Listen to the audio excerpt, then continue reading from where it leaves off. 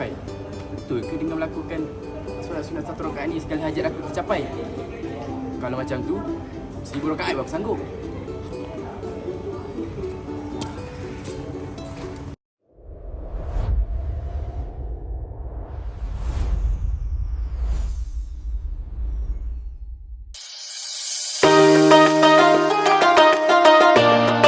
Assalamualaikum warahmatullahi wabarakatuh. Bismillahirrahmanirrahim. Alhamdulillahirabbil alamin wassalatu wassalamu ala asyrafil anbiya'i wal mursalin wa ala alihi wasahbihi ajma'in. Kembali lagi kita dalam Lentera Hati, dari hati ke hati. Pada hari ini kita bersama 3 orang jejaka yang handsome daripada kelas pendidikan Islam ambilan Ogos 24-29 yang mana akan merungkai sebuah tajuk salah faham dalam periwayatan hadis. Pada hari ini kita akan bersama dengan 3 orang panel, iaitu panel 1 Wan Ahmad Danish Durrani bin Muhammad Wahidi, panel kedua Muhammad Hazim bin Khairuddin, dan panel ketiga iaitu Muhammad Arif Syazwan bin Idris. Okey, pernah tak korang semua lihat kenyataan dalam media WhatsApp di mana kenyataan yang berbunyi kalau tak buat amalan malam nisfu Sya'ban maka rugi besar? Persoalannya, adakah amalan ini benar-benar bersumberkan hadis atau sekadar amalan yang disandarkan kepada Nabi Muhammad sallallahu alaihi wasallam tanpa bukti? Allah Subhanahu Wa Taala telah berfirman dalam surah Al-Hujurat ayat 6 di mana berbunyi, jika datang kepada kamu seorang fasik membawa sesuatu berita maka selidikilah. Di mana ayat tersebut menuntut kita untuk selidiki sesuatu ilmu sebelum menyebarkannya. Okey, hari ini kita akan menilai satu contoh hadis yang sering diamalkan dalam masyarakat dan melihat kesannya terhadap amalan ibadah. Baik, kita akan mulakan dengan panel 1 untuk membangkitkan atau merungkaikan satu contoh hadis yang sering diamalkan dalam masyarakat. Dipersilakan. Baiklah, terima kasih kepada saudara moderator, saudara Afif. Baiklah, alhamdulillah wassalam kepada para penonton dan juga para panel. Baiklah, tanpa buang masa, saya akan teruskan dengan hadis mengenai malam nisfu Sya'ban. Okey.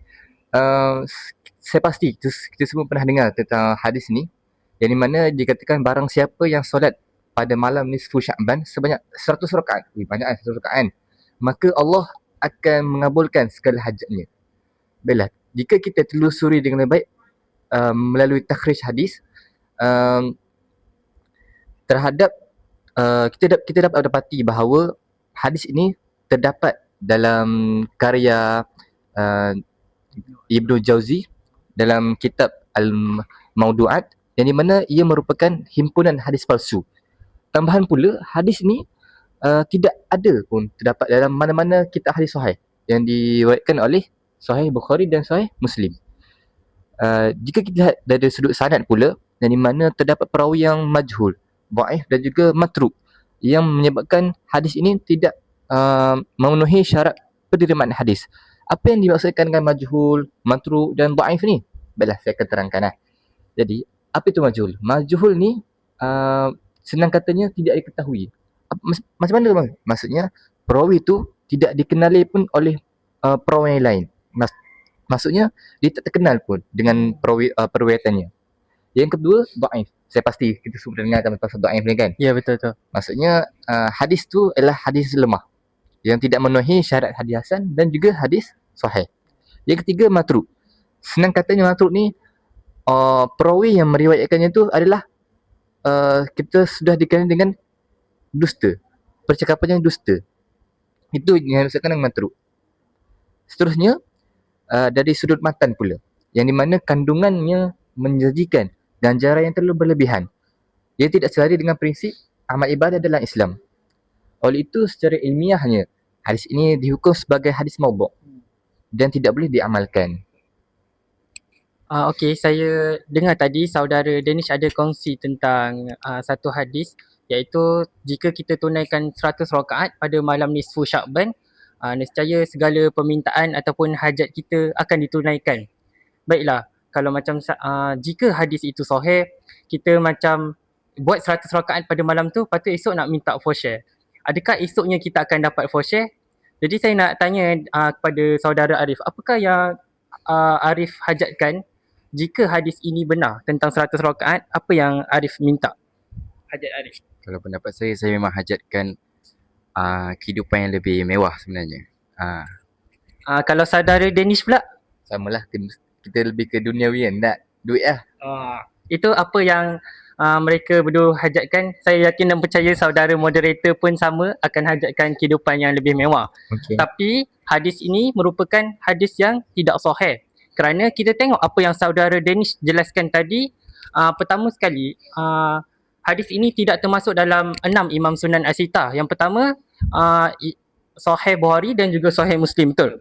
Jika kita telusuri dengan lebih mendalam, terdapat 4 ciri-ciri hadis sahih. Yang pertama sekali, periwayatan secara adil. Tadi saudara Danish ada sebut tentang periwayatannya secara samar-samar dan juga matan dia dengan tak jelas, betul?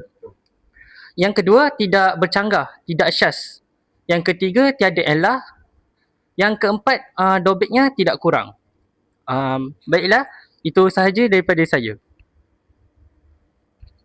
Saya nak beri sedikit tambahan. Jadi apa yang boleh diringkaskan berdasarkan apa yang diterangkan oleh panel 1 tadi. Sebagai contoh, zaman sekarang banyak hadis palsu. Jadi apakah tindakan yang kita perlu lakukan? Kita boleh ikut apa yang panel 1 terangkan tadi, iaitu menyiasat hadis tersebut sama ada hadis itu tergolong dalam golongan hadis palsu. Dengan cara kita boleh melihat dalam kitab Mawdu'at yang dikaryakan oleh Ibnu Al-Jauzi, di mana di situ terdapat sebanyak 1356 hadis palsu. Itu saja daripada saya. Seterusnya saya kembalikan kepada saudara moderator.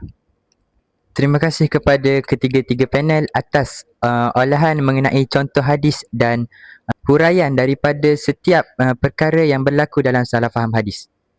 Okey, kalau kita tengok kerap berlaku dalam media sosial di mana pengguna-pengguna media sosial terlalu kerap menyebarkan mengenai hadis dhaif, di mana kita tengok dapat memberikan implikasi yang sangat teruk kepada kita semua. Okey, sekarang ini kita akan bergerak kepada panel kedua, di mana mungkin anda boleh memberikan analisis kritis mengenai isu-isu yang berlaku dalam kalangan masyarakat. Dipersilakan. Terima kasih kepada saudara moderator. Jika kita lihat secara lebih mendalam, melihat daripada perspektif berbeza, saudara Afif tadi ajukan saya, kita lihat daripada analisis kritis tentang isu-isu yang berlaku dalam kalangan masyarakat kita. Baiklah, dalam kalangan masyarakat kita ni, mindset dia dah tetapkan. Dia tak tengok dulu status hadis tu sahih ke tak. Dia tengok dulu, nilai ganjaran tu. Jika nilai ganjaran tu tinggi, barulah masyarakat kita buat. Jadi persoalannya telah berlaku pada masyarakat kita pada hari ini. Adakah kita buat sesuatu ibadah tu ikhlas semata-mata kerana Allah Ta'ala ataupun kerana hanya ganjaran itu saja? Adakah jika ganjaran itu sedikit, kita tidak buat amalan itu? Dan adakah jika ganjaran itu tinggi, baru kita terkejar-kejar nak buat amalan tu? Itulah yang saya sangat bimbang dalam kalangan masyarakat kita yang telah menetapkan mindset ganjaran tinggi baru kita buat, tanpa mengabaikan status hadis tu, sama ada hadis sahih ataupun tidak sahih. Baiklah, jika kita telusuri dengan lebih mendalam tentang hadis 100 rakaat, tunaikan 100 rakaat pada malam tersebut ketika malam nisfu Sya'ban, ia telah masuk dalam kalimah bahasa Arab iaitu ghulu, iaitu berlebih-lebihan dalam menetapkan sesuatu ganjaran yang tidak berpandukan pada Al-Quran dan Sunnah. Hukum ghulu ni dia termasuk dalam tercela lah daripada ni kan, perkara yang baik tu semua. Jadi agama Islam telah mengajarkan kita untuk mengamalkan wasatiyah, iaitu kesederhanaan kan. Kesederhanaan dalam agama. Tidak macam terlalu taksub ataupun terlalu ekstremis dalam melakukan sesuatu amalan ibadah tu. Contoh, kalau masyarakat kita kata 100 rakaat tu buat, esok dapat segala tunai yang dihajatkan. Nescaya saya garanti memang malam tu penuh masjid, full house lah orang cakap. 100 rakaat tu orang pun sanggup buat kalau esoknya tu dapat. Sebab kita terlalu taksub akan hadis tersebut. Namun kalau kita lihat dalam laman web Jabatan Agama Islam telah memberitahu bahawa status hadis ini merupakan status hadis yang dhaif. Seperti saudara Danish cakapkan, saudara Arif pun ada cakapkan, karya Ibnu Al-Jauzi dalam kitab Al-Mawdu'at sebanyak 1356 hadis, dan hadis ini termasuk dalam salah satu 1356 hadis tersebut. Jadi saya tegaskan di sini kepada penonton yang di luar sana, bolehlah tengok kitab Al-Mawdu'at karya Ibnu Al-Jauzi tentang hadis ini. InsyaAllah kita tidak akan terseleweng lah daripada hadis-hadis palsu, kerana Ibnu Al-Jauzi ni banyak mengolahkan tentang kitab-kitab dan juga karya-karya beliau, contohnya Al-Mawdu'at tentang hadis-hadis palsu dan juga hadis-hadis yang banyak percanggahan. Baiklah, saya nak tambah sikit Saudara Hazim. Dipersilakan. Saya dah sentuh berkaitan dengan orang yang tak periksa dulu maklumat yang kita terima. Okey. Saya ketepikan dulu dari sudut Islam. Kita ambil dari sudut realiti kini. Di mana saya baru lihat semalam berita yang di mana kenaikan minyak secara melampau. Di mana RON 595 RM8. Wih, tipu lah. Berat. Tapi selepas 1-2 jam tiba-tiba keluar kenyataan bahawa berita itu palsu. Di mana kita tahu setengah masyarakat dah sebar lah benda tu. Dah sebar ke seluruh dunia lah mengenai kenaikan harga tersebut. Padahal tiada selidikan lebih lanjut dilakukan terhadap berita tersebut. Jadi nak cakapnya masyarakat ni dia lebih pilih untuk share dulu sebelum periksa. Betul. Itulah pendapat saya. Okay, jadi isu yang boleh kita keluarkan yang telah diterangkan oleh panel kedua iaitu Saudara Hazim. Apa yang kita boleh dapat dari sini nampaknya kita melakukan suatu ibadah tu bukan kerana ganjaran semata-mata. Kita lakukan kerana ingin mendapat keridaan dan keberkatan Allah Subhanahu Wa Taala. Jadi di situ juga kita perlu menitik beratkan di mana kesahihan suatu amalan yang kita terima. Contohnya daripada hadis ke, kita kena pemeriksa dahulu bahawa hadis tersebut adalah hadis yang sahih sebelum kita melakukan amalan tersebut. Seperti yang disebutkan oleh panel pertama tadi, kita kena tabayun, iaitu menyelidiki sebelum berkongsikannya. Seterusnya saya serahkan kembali kepada saudara moderator. Terima kasih kepada ketiga-tiga panel atas pencerahan. Jelaslah di sini kita dapat tengok bahawa salah faham yang berlaku dapat memberikan kesan negatif kepada kita semua.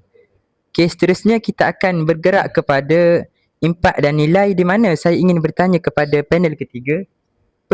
Bolehkah anda berkongsi mengenai implikasi mengenai hadis palsu ini kepada kita semua sebagai umat Islam? Dipersilakan. Baiklah, sudah pasti saya akan kongsi berkaitan impak, iaitu orang kata kesan. Paling mudah kesan. Apakah kesan apabila hadis palsu ni dah mula tersebar? Terutamanya dari segi ibadah kita. Okey, yang pertama, bila kita terlalu bergantung ataupun ikut kepada hadis palsu, di mana kadang-kadang amalan yang kita lakukan tu tak wujud pun, tak pernah dilakukan oleh Rasulullah SAW pun, yang di mana ianya dikatakan sebagai bid'ah ataupun tidak pernah diperintahkan oleh Allah dalam nas-nasnya. Jadi di situ kita boleh lihat perkara yang kita lakukan sia-sialah kadang-kadang sehingga boleh membatalkan suatu ibadah tersebut. Okeylah, sebagai contoh yang mudah saya boleh bagi, mesti korang semua pernah dengar satu hadis ni, dia mengatakan amalkan bacaan surah Al-Waqi'ah setiap hari maka kita akan jadi kaya. Pernah kan? Benar. Sebenarnya hadis tersebut tidaklah maksud dia terus jadi kaya. Hadis sebenar dia dikatakan siapa yang mengamalkan bacaan surah Al-Waqi'ah setiap hari maka dia akan dijauhkan daripada kemiskinan. Tapi kita kena selidiki juga hadis tersebut, di mana imam-imam hadis semua telah menyelidiki hadis tersebut merupakan hadis yang dhaif, hadis yang lemah, di mana kita tak boleh beramal dengannya. So saya nak kongsilah satu amalan yang sebenar yang boleh, tidaklah kita cakap kita lakukan amalan ni kita terus jadi kaya, tapi dapat memurahkan rezeki kita. Kerana amalan ini ialah, korang mesti tahu amalan apa, solat sunat apa yang mendapatkan kita mudah rezeki. Sunat tarawih. Bukan. Salat sunat duha. Ya, Tepat sekali. Saudara panel satu mesti sering melakukan juga solat sunat duha kan? Selalu setiap hari insya-Allah. Okey, dalam satu hadis sahih telah diriwayatkan Nabi Muhammad sallallahu alaihi wasallam bersabda, wahai anak Adam, lakukanlah 4 rakaat solat sunat di siang hari, saya kamu akan dimurahkan rezeki. Okey. Hadis di sini dia nak menunjukkan yang 4 rakaat tu ialah ditujukan kepada solat sunat duha, ya, solat sunat duha. Selain itu kita jangan fikir, oh jadi kalau hari-hari aku buat solat sunat duha 4 rakaat, aku akan jadi kaya. Sebenarnya di situ ditekankan dimurahkan rezeki. Yang maksudnya, apa contoh murah rezeki selain dapat duit, kaya, saudara? Oh, mungkin dapat kereta mewah. Itu Dapat tak. oh salah, Ah. tak gurau penonton-penonton di luar sana. Kita dapat dipermudahkan segala urusan oleh Allah Subhanahu Wa Taala. Apa lagi contoh? Kalau saya mungkin dua nikmat yang selalu kita lupakan, iaitu apa itu? nikmat kesihatan dan juga nikmat masa lapar. Betul, tepat sekali. Okey. Itu antara implikasi yang pertama, impak yang pertama. Seterusnya saya terus pada impak kedua, iaitu ibadah kita jadi kurang berkualiti. Hal ini disebabkan apa? Kerana kita bergantung kepada suatu hadis yang kita tidak pasti kesahihannya, di mana ianya telah menyarankan kita untuk menukuk tambah amalan dalam suatu ibadah kita. Sebagai contoh, menambah bacaan di dalam solat yang tidak pernah diajarkan pun. Seterusnya yang terakhir, saya nak implikasi yang terbesar, yang apa orang kata, implikasi yang zaman sekarang ni menyebabkan dia, kalau silap sikit je habis tersebar semua, iaitu penyebaran di dalam media sosial. Seperti yang kita tahu, zaman sekarang ni zaman yang moden, di mana semua maklumat kita boleh dapat hujung jari. Kadang-kadang kita tak cari pun maklumat tu datang sendiri, kan? Jadi di sini kita ingin menekankan kalau kita seperti yang telah diterangkan oleh panel pertama juga, di sini kita kena menitik beratkan berkaitan dengan tabayun, iaitu memeriksa sebelum mengkongsikan sesuatu, terutamanya berkaitan dengan agama. Seperti yang kita tahu, kalau macam kita ni memang punya ilmu yang mendalam berkaitan agama, mungkin kita boleh tapis dahulu sebelum mengamalkan suatu ilmu yang kita terima, kan? Tapi macam mana pula dengan masyarakat yang luar sana, yang mungkin kita tidaklah kata dia tiada ilmu agama, tapi mungkin tidak mendalam pendidikan agama. Tepat sekali. Jadi mereka akan terima secara buta, melakukan amalan tersebut secara buta-buta sebelum menyelidikinya. Okay, jadi sebagai nilai yang boleh kita lakukan berkaitan dengan implikasi ini, kita sebagai orang Muslim perlulah sentiasa bertanggungjawab sebelum mengongsi suatu maklumat, terutamanya dalam bab agama, supaya maklumat tersebut tidak tersebar secara mudah tanpa diselidiki kesahihannya. Jika kalau seperti yang kita tahu, kalau maklumat ni tersebar, maksudnya semua orang akan melakukan kesalahan yang sama. Nescaya ini juga mungkin akan menimbulkan kemurkaan kepada Allah Subhanahu Wa Taala. Nauzubillah min zalik. Jadi itu saja daripada saya. Saya serahkan semula kepada saudara moderator. Terima kasih kepada panel ketiga atas pencerahan. Okey, jelaslah di sini kita tengok setiap salah faham berlaku mesti ada penyelesaiannya. Okey. Kalau kita tengok juga contoh hadis yang sering disebarkan dalam media sosial, sebagai contoh hadis mengenai azab yang ditimpa sekiranya kita tinggalkan solat. Di mana hadis tersebut sememangnya membuatkan orang takut. Tetapi semestinya kita memerlukan hadis yang sahih untuk dipercayai. Okey. Saya dapat menyimpulkan di sini, hadis palsu bukan sahaja memberi kesan kepada amalan ibadah, tetapi juga boleh menjejaskan kefahaman agama secara keseluruhan. Oleh itu, kita sebagai umat Islam perlulah sentiasa menjadikan setiap amalan yang dibina atas dalil yang sahih dan diyakini. InsyaAllah dapat meningkatkan keimanan kita kepada Allah Subhanahu Wa Taala. Okey, baik. Tadi kita dah bincangkan tentang hadis palsu. Sekarang kita akan masuk kepada satu lagi isu yang agak halus tapi sangat penting, iaitu salah faham dalam periwayatan hadis secara makna. Ramai orang yang ingat hadis mesti sama perkataan, tapi dalam ilmu hadis ada konsep riwayat secara makna. Boleh tak saya ingin bertanya kepada panel satu? Persoalannya, adakah ini dibenarkan atau boleh membawa kepada penyelewengan? Dipersilakan. Baiklah, terima kasih kepada saudara moderator. Saya petik kenyataan daripada moderator tadi yang kata ramai orang ingat hadis ni mesti sama perkataan. Tetapi dalam ilmu hadis ada konsep riwayat secara makna. Okey. Sebenarnya dalam ilmu hadis memang wujud konsep yang dipanggil riwayah bil makna. Apa tu? Riwayat hadis berdasarkan makna, bukan lafaz yang tepat. Maknanya apa? sahabat atau perawi tak semestinya ulang ayat Nabi SAW 100%. Tetapi mereka menyampaikan maksud yang sama. Tapi perkara ni penting. Bukan semua orang boleh buat. Ulama letakkan syarat yang sangat ketat. Antaranya, mesti faham bahasa Arab dengan mendalam. Yang kedua, tak ubah maksud asal. Yang ketiga, tak tambah atau kurangkan makna. Jadi kalau tak cukup semua syarat ni, riwayat secara makna boleh jadi silap. Jadi konsep ini dibenarkan, boleh, tetapi sangat terkawal. Oh, maksudnya macam ni lah Danish. Ya. Analogi dia mudah. Saya bagi dalam contoh bahasa mudah ni. Contoh Afif, Cikgu Afif sampaikan dekat Arif. Dia cakap, hari ni kita mesti siapkan kerja sekolah matematik pada waktu petang. Okay, Arif sampaikan kat saya, pada waktu petang kita mesti siapkan kerja sekolah matematik. So, saudara Danish cakap tadi, lafaz dia lain tapi makna dia sama. Macam tu. Lafaz yang disampaikan oleh Cikgu Afif kepada Arif, lafaz yang pertama berbeza. Sama juga macam Arif sampaikan kat saya. Lafaznya pun berbeza tetapi membawa makna yang sama. Itulah yang kita boleh bagi maksud dengan hadis bil makna. Riwayah bil makna. Okey, itu saja dari saya.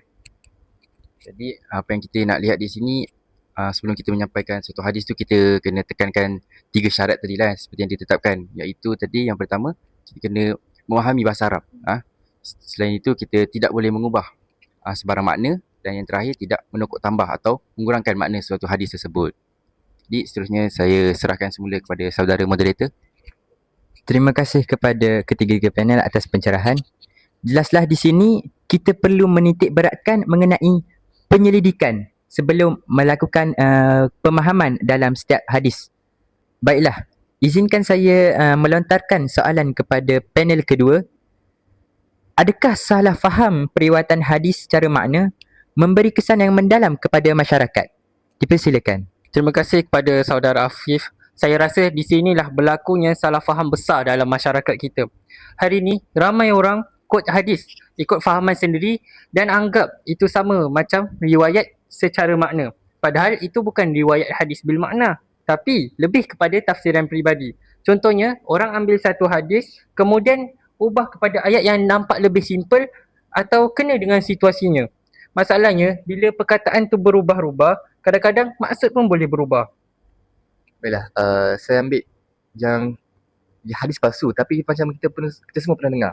Iaitu tuntutlah ilmu sehingga ke negeri China. Benda ni bukan maksudnya kita negeri China baru kita macam baru kita wajib pijaan. Tapi dia maksudnya ilmu ni luas. Maksudnya kita belajar ni bukan sampai sekolah je, sampai universiti je, tapi sehinggalah kita mati. Itu maksudnya ilmu ni luas. Oh, jadi hadis berkaitan dengan menuntut ilmu hingga ke negeri China tu adalah palsu lah. Yo. Sebab saya sebelum ni memang selalu dengar. Bahkan guru sebelum ni juga ada. Kalau nak beri motivasi, kaitkan dengan hadis tersebut. Jadi especially macam zaman sekarang ni, zaman moden kan, pasti hadis tu semua orang pernah dengar. Jadi kalau kita nak bendung tu dah susah kan. So macam mana mungkin ada beberapa langkah untuk kita boleh kita boleh elakkan daripada ianya lebih mudah tersebar. Saya rasa kalau macam sekarang dah tersebar, mungkin pihak kerajaan boleh menetapkan satu sistem kurikulum pendidikan. Contohnya, bagi tahu kepada anak murid tersebut tentang hadis-hadis tersebut. Macam mana kita nak tahu hadis tersebut, daripada segi riwayatnya ke, secara matannya, secara sanadnya. Dan juga pihak kerajaan iaitu MC-MC boleh beritahu kepada masyarakat umum tentang beberapa aplikasi hadis yang boleh kita tahu sama ada hadis itu palsu ataupun tidak. Contohnya seperti cari hadis, search hadis dan juga hadis expert. InsyaAllah dengan saya berikan contoh ni, penonton di luar sana mungkin boleh cari di Google, di Apple App Store boleh, di Google Play Store pun ada, insyaAllah. Saya serahkan kembali kepada saudara moderator. Terima kasih kepada ketiga-tiga panel atas pencerahan. Jelaslah di sini, kalau kita tengok saudara panel ketiga sendiri turut merasakan salah faham mengenai hadis yang berlaku pada masyarakat kita pada masa kali ini. Seterusnya saya ingin bertanya kepada panel ketiga, boleh tak anda memberikan contoh realiti yang berlaku dalam kalangan masyarakat kita pada masa kini mengenai salah faham yang berlaku? Dipersilakan. Baiklah, kalau kita nak kaitkan dengan realiti sekarang, memang terdapat banyak contoh lah kan. Antaranya, contoh yang sering orang lakukan iaitu hadis yang panjang diringkaskan jadi satu ayat pendek untuk media sosial ataupun untuk kepentingan diri dia semata-mata. Sebagai contoh, kita boleh ambil salah satu hadis iaitu innama a'malu binniyat, yang maksudnya sesungguhnya setiap amalan itu bergantung pada niat. Jadi orang hanya mengambil sampai situ je poin hadis tersebut. Sedangkan hadis tersebut ada huraian yang lebih panjang. Jadi saya akan bacakan huraian yang panjangnya. Sesungguhnya setiap amalan itu bergantung pada niat, dan setiap orang akan mendapat apa yang diniatkan. Maka sesiapa yang hijrahnya kerana Allah dan Rasul, maka hijrahnya itu kerana Allah dan Rasul. Manakala sesiapa yang hijrahnya kerana dunia yang ingin diperolehnya atau kerana wanita yang ingin dikahwininya, maka hijrahnya itu kepada apa yang diniatkan. Jadi di sini apabila kita menekankan berdasarkan apa yang diniatkan, dia tidak full memahami hadis tersebut, mereka akan berfikir, oh tak apalah kalau buat benda salah pun tapi niat kita baik, tak apalah. Di situ kita boleh lihat memang ternyata salah lah kan. Walaupun niat kita baik nak tolong orang, tapi kita menggunakan dengan kita mencuri duit haram, tidak tolong, tak boleh. Jadi saya ingin menekankan di sini, apabila kita menerima suatu hadis tu, kita kena memahami dengan betul tanpa mengubah makna. Walaupun tujuan kita adalah untuk memudahkan orang lain, saya faham. Tetapi takut apa yang kita nak sampaikan tu dia tak sampai, bahkan boleh mengubah pemikiran orang atau pemahaman orang. Jadi itu saja daripada saya. Seterusnya saya serahkan kembali kepada saudara moderator. Terima kasih kepada panel ketiga atas pencerahan yang diberikan. Saya juga ingin berterima kasih kepada ketiga-tiga panel kita kerana telah memberikan banyak olahan yang dapat memberikan manfaat kepada kita semua.